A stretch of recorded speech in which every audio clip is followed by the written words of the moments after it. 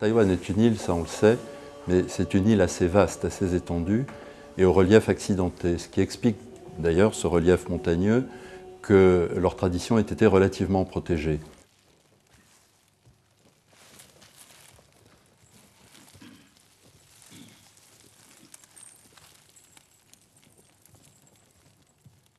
Il y a 14 tribus aborigènes reconnues officiellement à Taïwan.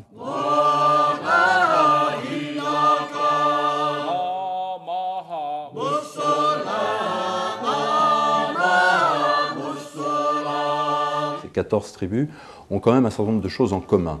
Elles sont singulières parce que chacune pratiquement a sa langue, ses traditions, ses us et coutumes, mais elles ont en commun le culte des ancêtres, qui est extrêmement prégnant, extrêmement présent, et d'autre part le chamanisme.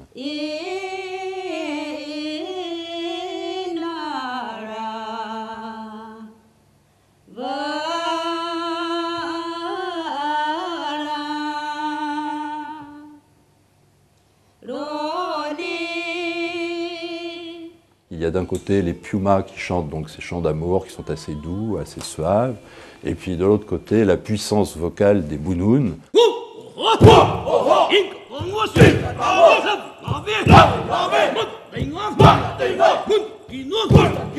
Les musiques dans ces sociétés traditionnelles ont une fonction sociale.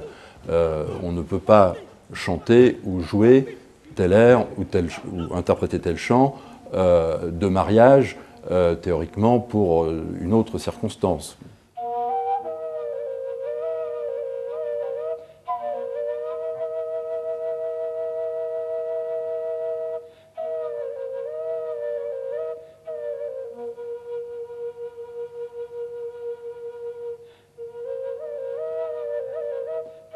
La flûte biti, c'est très curieux parce qu'on en joue chez les Piuma pour les fiançailles, ce qui normalement est une réjouissance, enfin, si j'entends bien, mais on joue aussi la flûte biti pour les funérailles, ce qui est une circonstance évidemment empreinte de tristesse.